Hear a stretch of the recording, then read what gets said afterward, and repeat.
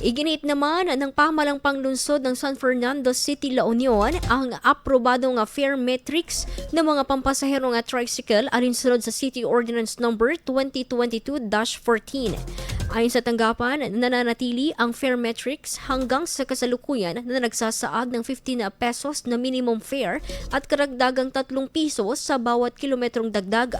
Gayon din ang discount na 20% sa mga senior citizens, estudyante at persons with disabilities o PWDs, kalakip ng ID na dapat ipresenta kapag bumabiyahe.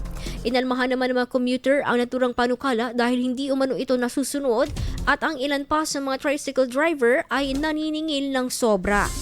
Samantala, ilan naman ang nagmungkahi na muling bisitahin ang ipinatupad o ipinapatupad na fare matrix na ipinatupad umano noon pang 2022, kasunod ng patuloy na pagtaas sa presyo ng mga bilihin, maging ang diretso umanong price hike sa produktong petrolyo.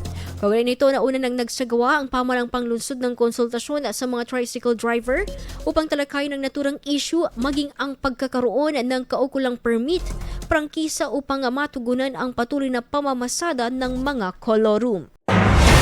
IFM News. IFM News. IFM News.